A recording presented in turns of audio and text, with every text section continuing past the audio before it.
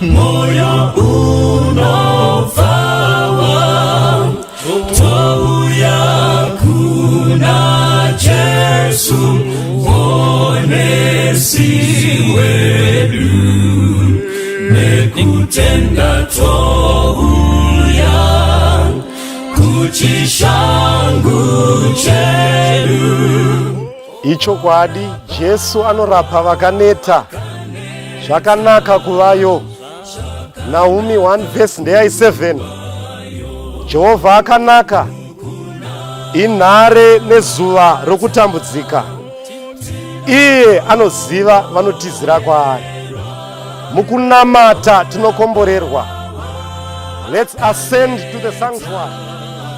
Let's prepare to meet thy God at the throne.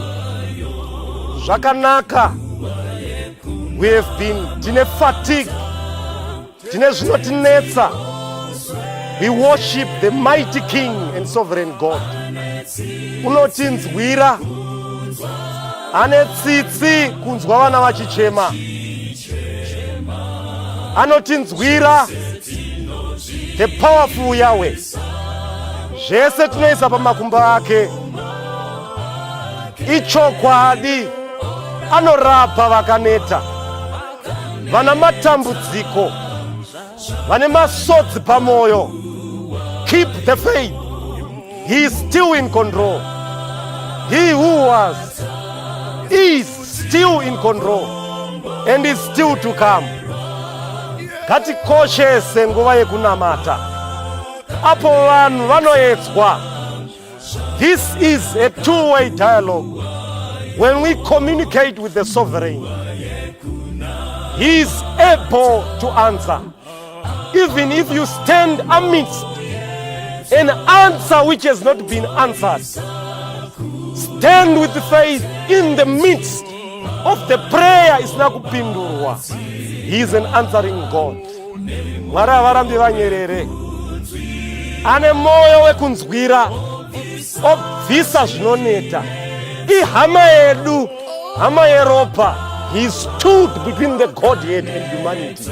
Anogona kutinzwira. One chete on his kind. The God-man who is Christ. The Alpha and the Omega.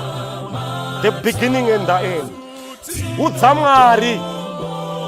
Mukunamata tinokomborerwa. Ichokwadi anorapa vakaneta. Kati wanengo yekunamata. Baba vedu vari kumusoro kudenga. Simbisaiwo vanoshayiwa simba nguva dzekunamata. Kune vane misodzi pamatama. Rapaiwo mukati, dire nekunze. Pfuraiwo nepakati, muite zvinoshamisa. When God passed through, vatisiita kadaro. You are the protector and the shield. Tiitirewo zvakanaka, mutisimbise nguva dzekunamata. By meditation, tinzwe izwi renyu nyoro richitaura kwatiri. Tanamata naJesu. Amen. Mukunamata tinokomborerwa, orapa vakaneta zvakanaka kuvayo. Mukunamata tinokomborerwa, orapa vakaneta zvakanaka kuvayo. Summary wechipiri chapter 11 verse ya 2. Bible rinoti zvino nenguva yamadekwana Dhavhidhi akamuka panhovo dzake akafamba pamusoro pedenga reimba yamambo. Akaona aripo padenga mukadzi wakanga achishamba.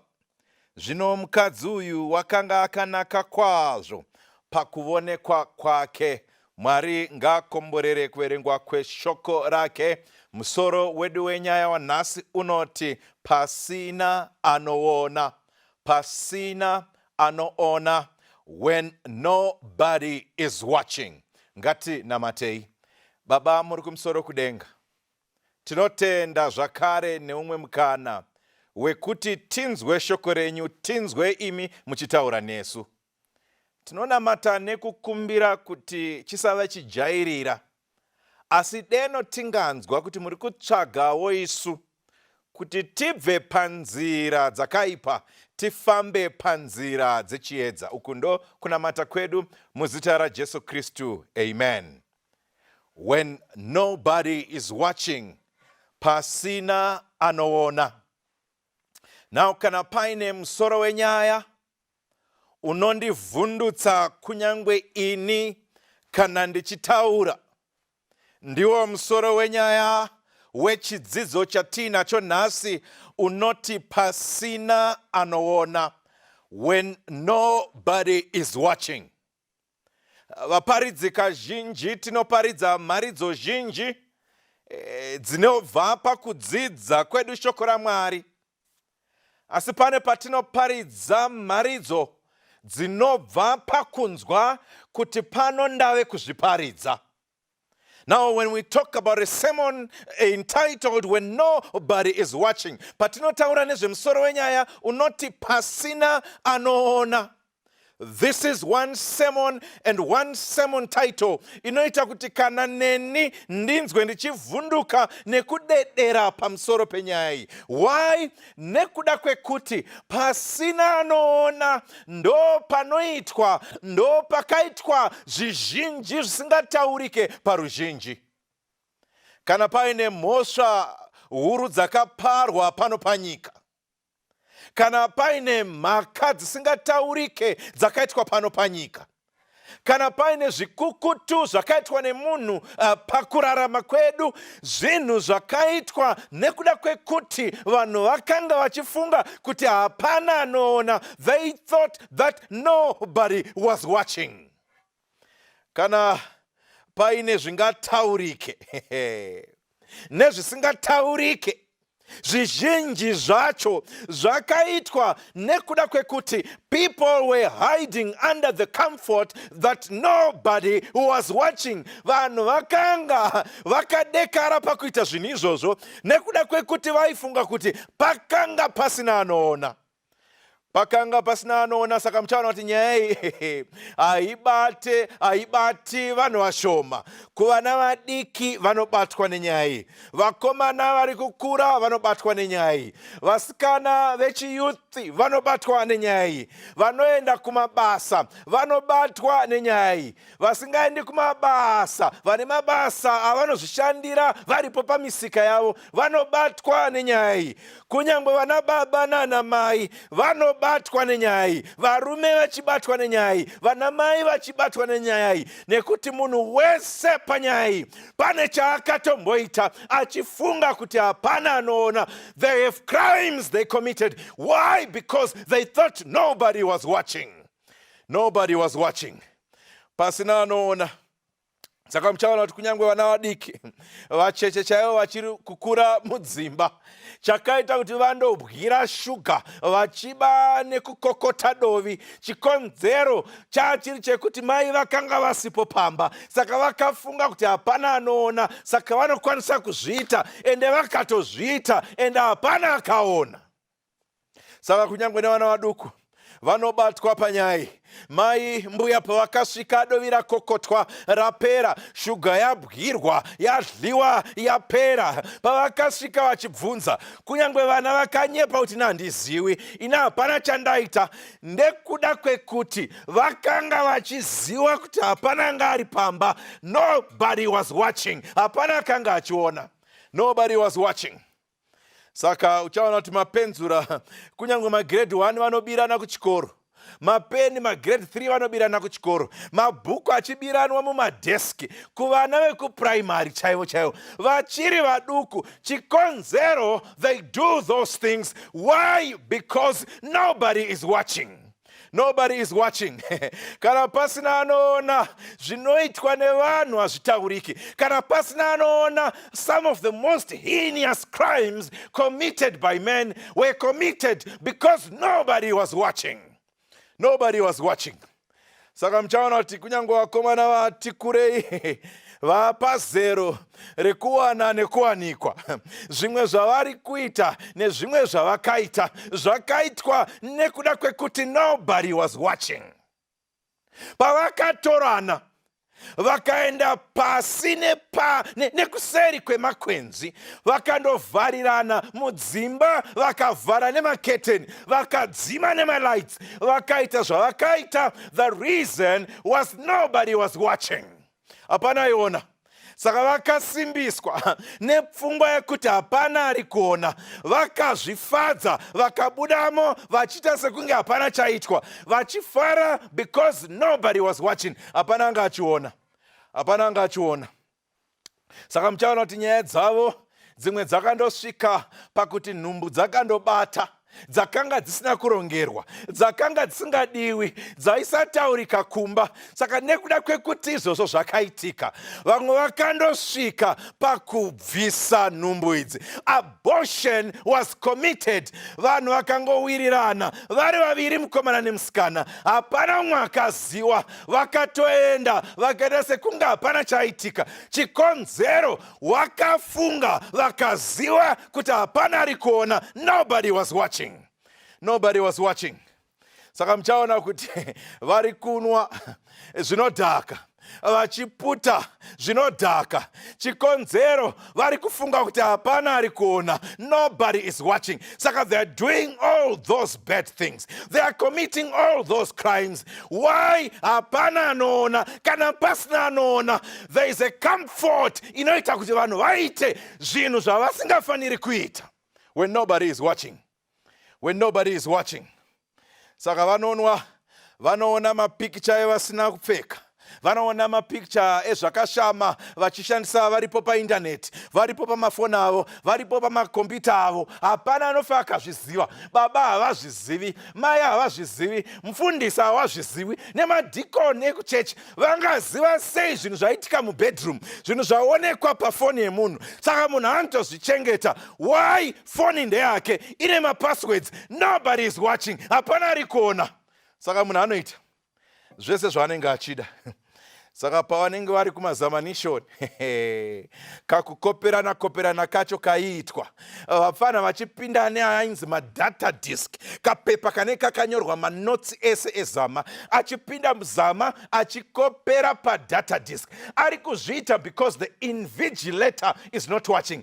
Anoongorora nekuita kuti mazamanishoni anyorwe, hapana ari kuona. Saka vanoita zvese izvozvo. Loads of things, zvinhu zvizhinji zviri kuitwa nevanhu kunyange vanotya Mwari ngekuti hapana anoona.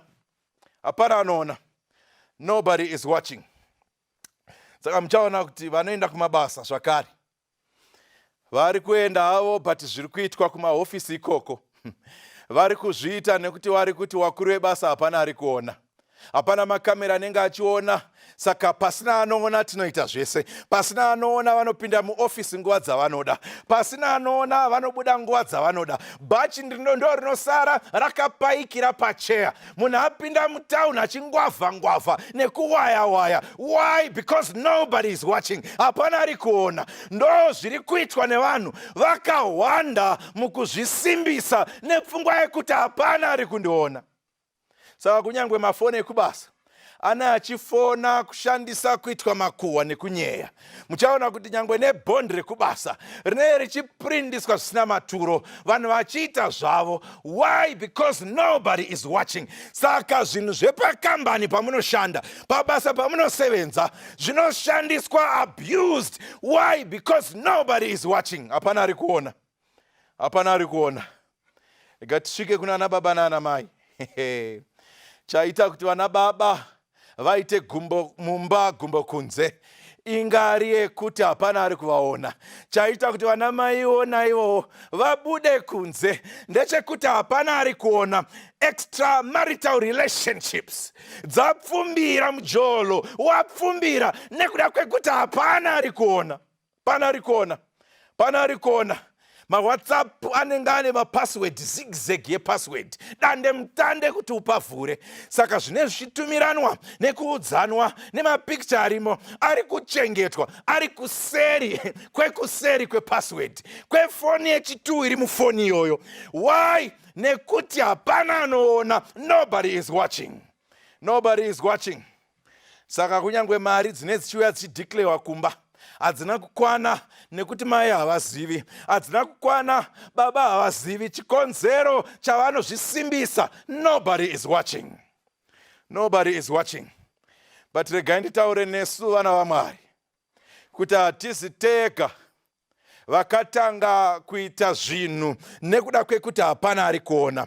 Hatisi tega takaita zvatakaita nekuda kwekuti hapana ari kuona. Regai ndikuudzei vana vaMwari, tikatsvaga kunyangwe mushoko raMwari, we are not the first people to commit crimes, kuita zvinhu zvatakaita takazembera, takatsigira pakuti hapana ari kuona.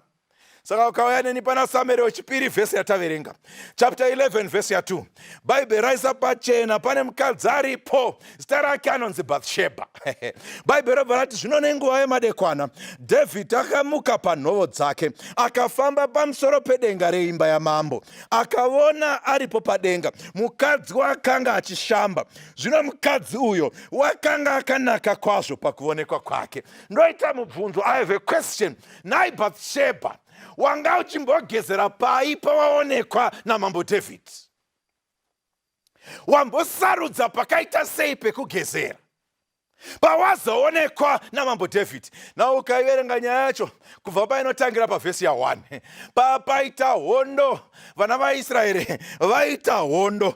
Varume vese panguva iyi vari kufanira kuenda kuhondo, varume vese vari kufanira kunge vasiri pamusasa.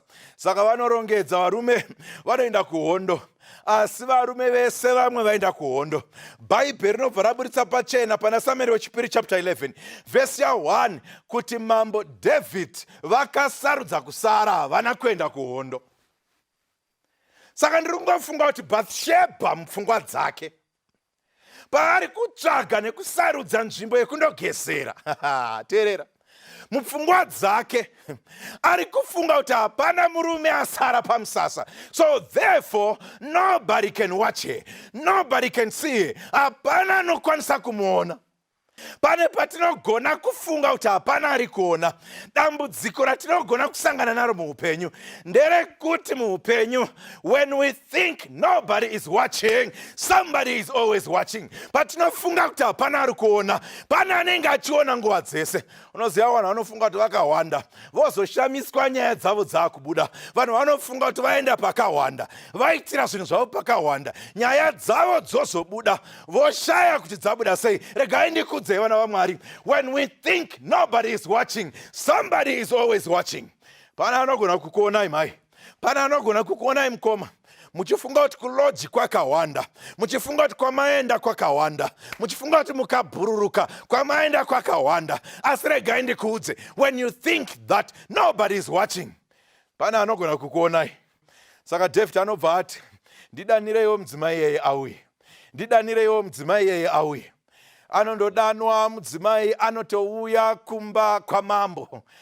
Ndinoona Bathsheba anofamba achitouya achienda kumba kwamambo.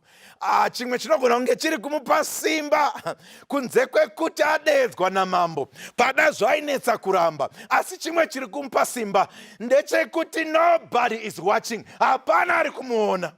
Pana ari kumuona. David wacho anoita simba rekudeedza Bathsheba nekuti nobody is watching. Uriya hapo, hapana ari kuona. Saka Bathsheba anofamba anoenda kumba kwamambo David. Anoenda kumba kwamambo David, vanoita zvavanoita ikoko, vanoita zvavanoita. Uriya hapana chinozivikanwa, hapana kana murume ari kuziva zvaitika. Bathsheba anodzokerawo anongoti pada zvatopera zvakadaro, hapana achaziva nyaya ichapera yakadaro. Sezvineiwo Bathsheba anobata pamuviri, Bathsheba inobva yatunga. Saka zviya zvavaifunga kuti vaita pasina anoona zvakuda kubuda pachena, nawo zvakuzoenda pachena. zano nderipi? Anogara pasi David zvakare. Zvikanzi endai munotora Uria. Apa vanondirwadza apa. Endai munotora Uria agorara kumba kwake. Endai munotora Uria agorara kumba kwake. Bathsheba anenge arimo ari kuziva nyaya yacho kuti Uria ari kufanira kuuya kumba. Kana auya kumba, mai vanofanira kumugamuchira nemutovo wakanaka kwazvo, semunhu anga ane mazuva ari kuhondo. Saka unotoona kuti karongerwe kenyaya yacho ndekekuti David ari kuti rega tivhare zvataita, so kuitira kuti pashaya anoona, pashaya anoziva. Bathsheba zvakare anobvuma kuti nhumbu yaitwa yaDhavhidhi pada ichazonzi ndeyaUria agofa asina kuzviziva. Vagowirirana zano iroro vachifadzwa nepfungwa yekuti nobody is watching. Hapana ari kuona. Vanhu pada hapana akaona. Vehukama hapana akaona. Masamwari nemabhururu hapana akaona. Kana pasina munhu aona, regai ndikudzei mukoma. Kana pasina munhu aona, regai ndikudzei hanzvadzi. Kana pasina munhu aona, regai ndikudze munin'ina. Somebody is always watching. Mwari anoona, hama vadikano. Mwari vanoona zvose zvatinoita. Nathan anosvika aine rungano rwekugadzirisa nyaya yanga yaitwa pasina anoona. Nathan anosvika aine rungano rwekugadzirisa mhosva yaparwa pasina anoona. Nathan anosvika kutwasanudza vanhu vaita zvavaida pasina anoona. Saka Nathan anosvika otaura nyaya yake kuna David nemhosva yanga apara. David anobva aziva kuti ndiye munhu wacho anga aita mhosva. Ndiye munhu akapara mhosva yekutora mudzimai waUria. Ndiye munhu anga apara mhosva yekuurayisa Uria. Ndiye munhu anga apara mhosva yekutora Bathsheba kutoita mudzimai wake. Pasina anoona, God was watching. God is watching, and God is always watching. Mwari anenge achiona nguva dzose. Saka nyaya yaitika ndo paunozoona kuti kamoto kamberevere kakaparwa nekufunga kuti hapana ari kundiona naBathsheba kanokonzeresa zvikuru nezvizhinji zvisingatsananguriki. Nekuda kwekuti Bathsheba akageza paaifunga kuti hapana anoona, nyaya inopera paita upombwe. Nekuda kwekuti Bathsheba akageza paaifunga kuti hapana anoona, nyaya inopera pane vanhu vane mhosva, vane guilt of conscience. Nenyaya yekuti Bathsheba akageza achifunga kuti hapana anoona, nyaya inopera paitwa umondi. Murder was committed. Nekuda kwekuti Bathsheba anogeza achifunga kuti hapana anoona, nyaya inopera murume afa kuhondo. Nekuda kwekuti Bathsheba ari kufunga kuti hapana anoona paari kugeza, nyaya inopera murume asina mhosva Uria anenge aurayiwa pahondo.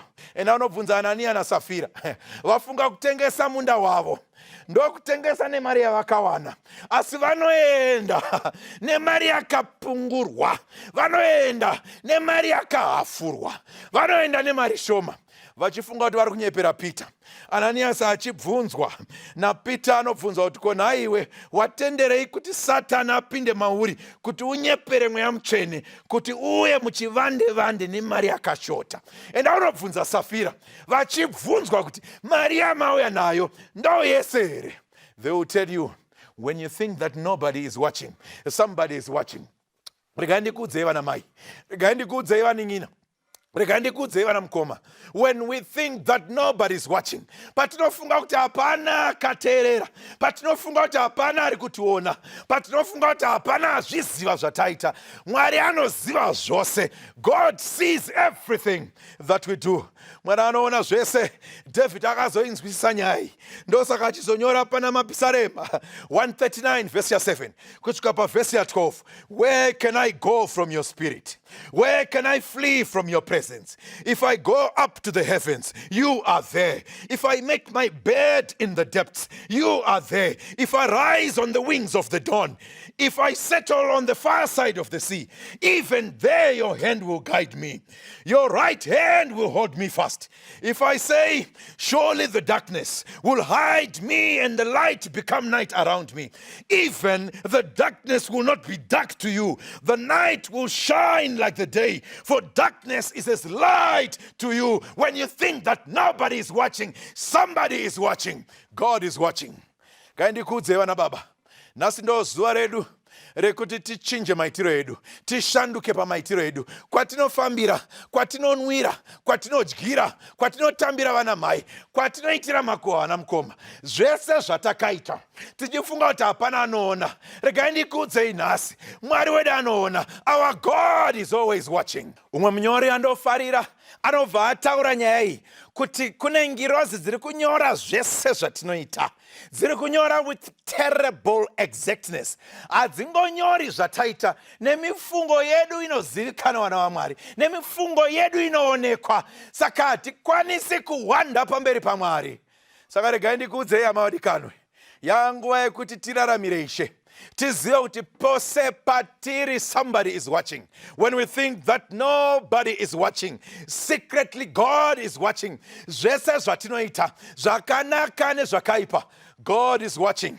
Saka ndorangarira mukupetwa kwenyaya yedu, Mark chapter 12, pane mukadzi akauya kuzopa mupiro wake. Akauya aine makobiri mashomanana.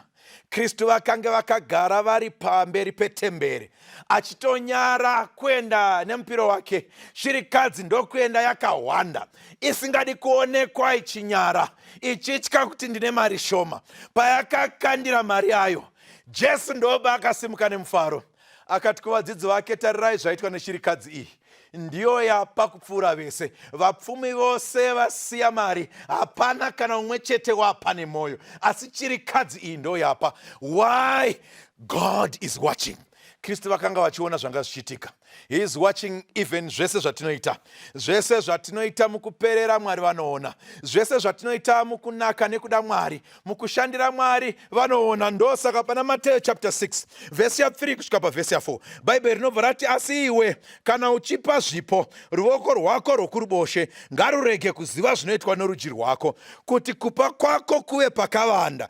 Ipapo Baba vako vanoona pakavanda vachakupa mubayiro. Saka one day, riripo zuva vana vaMwari, mabasa ose akanaka akaitwa pasina anoona, Mwari achapa mubayiro. Mabasa ose akaipa akaitwa pakavanda, Mwari achapa mubayiro. Ndosaka muimbi achiimba kuti zvakaigwa zvichaonekwa. Apo tapinda pamusi werutongo, tinomira senyi pamusi werutongo. Regai ndikuudzei hama wadikano, kana mabasa edu akanaka, parutongo tichawana mubayiro. Kana zvatakaita pachivande zvakaipa, mubayiro wenyu munawo mai, mubayiro munawo mukoma. Asi ndiri kukukokai muzuva ranhasi, deno tose tingabva panzira dzewakaipa, panzira dzewakaipa, pakutamba chihwande muhwande, kuita zvinhu tichiti hapana anoona. Tiziwe nhasi kuti when we think that nobody is watching, somebody is always watching. Pano varipo muzuva ranhasi wari kutoziva dzavo dzavakaporomora, dzavakatamba, dzavakaita dzisingazivikani kunyange nekumba. Mai kumba havatozivi kuti ndo zvawakaita. Baba havatozivi kuti ndo kwamakandorara musuya. Imi vakomana nevasikana, vabereka havatozivi kuti maiitei pamamuri kupati kwaya. Maifunga kuti nobody was watching. Asi notenda neshoko rechenjedzo rekuti zivisa kuti imi munoona pose, kuti pasina anoona pana anoona, pasina munaona pane munanoona. When nobody is watching, somebody is watching. Uri kuti Mwari ndiregerereiwo, Mwari ndakakudarikirai, Mwari ndakatadza, Mwari ndakakonewa. Nhasi ndodzoka kwamuri, ndodzoka kumuchinjikwa. Fukidzai zvakaipa zvandakaita. Musaregere zvifukidzwe nekuda kwangu, asi fukidzai neropa renyu. Ndifukidzei nekururama kwenyu. Ndipei nguva yenyu yekururama, mufukidze kusarurama kwangu. Is this your prayer? Kana chiri chidiso chako, kana kuri kunamata kwako, tsinziniranyeni apo takunamata. Baba wedu ari kumusoro kudenga, tinotenda zuva ranhasi nekuti nyeuchidza nguva ichipo, kuti pataifunga kuti hapana ari kuona, pane aiona. Zvedi hapana vanhu vakationa, zvedi hapana kana shamwari inoziva, kunyangwe mudzimai, kunyangwe murume, kunyangwe vana, kunyangwe vabereki havatozivi kuti ndo zvatakaita.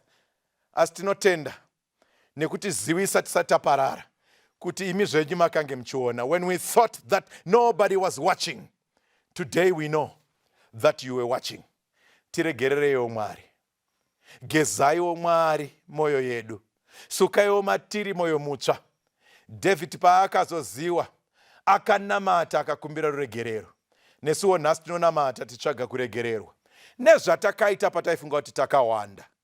Tiregererei Mwari, tipei mwoyo mutsva, itaiwo titange patsva, tikuraramirei, tikufambirei, tikuimbirei, tikuparidzei pachena. Pamuchazouya nemubayiro, patakaita zvakarurama kunyange pakawanda, tinovimba muchatipa mubayiro pachena. Uku ndo kunamata kwedu. Muzita raJesu Kristu tinonamata. Amen.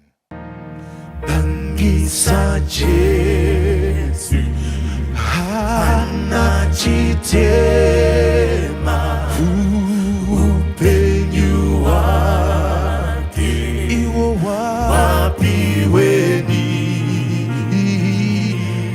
upenyu wangu unane chitema iwo wafukwane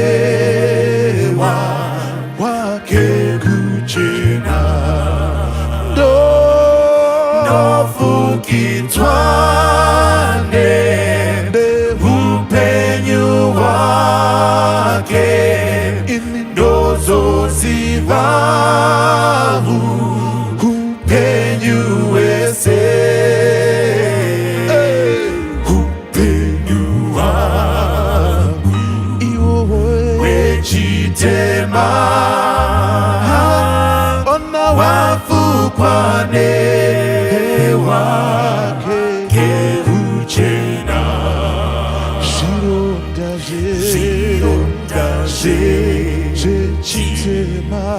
tema zvatama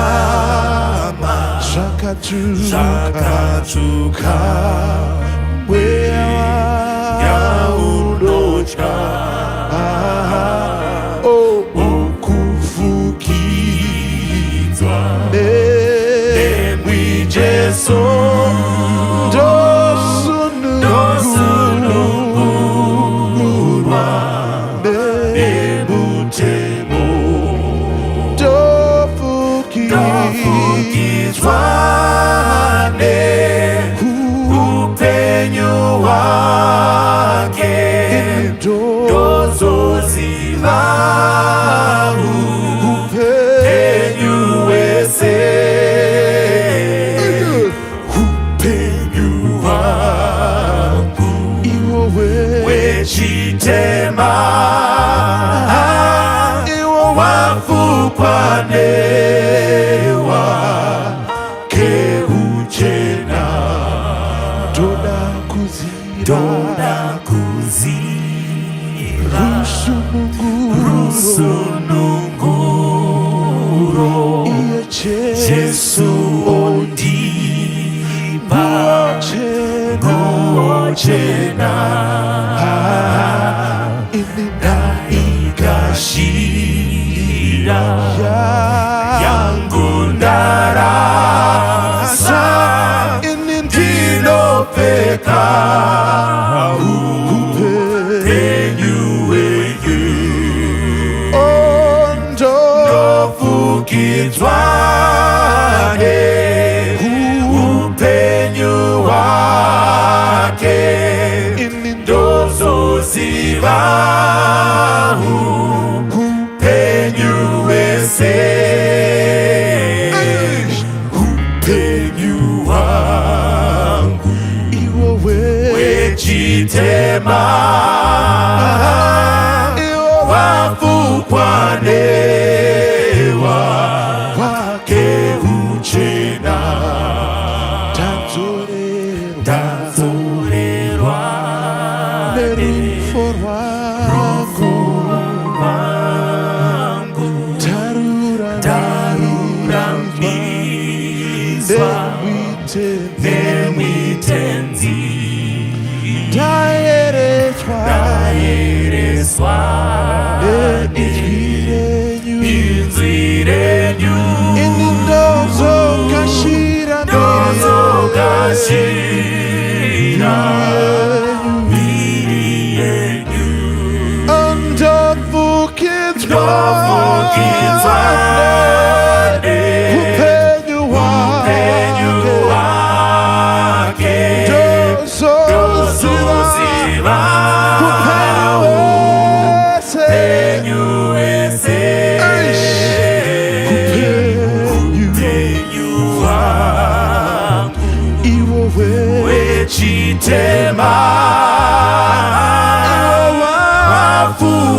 wanewa keuchena ini ndofukitwa upenyu wake dozoziva upenyu wese upenyu wake wechitema wafukwanewa keuchena ndofukitwa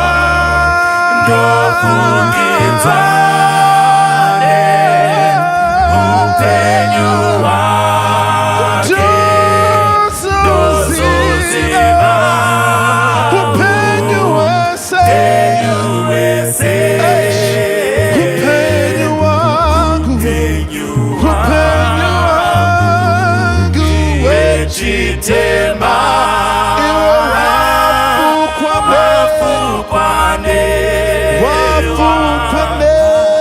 keuchena iwo upenyu wangu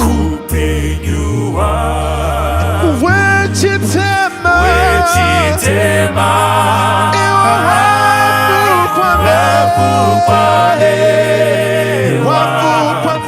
keuchena upenyu wangu wechitema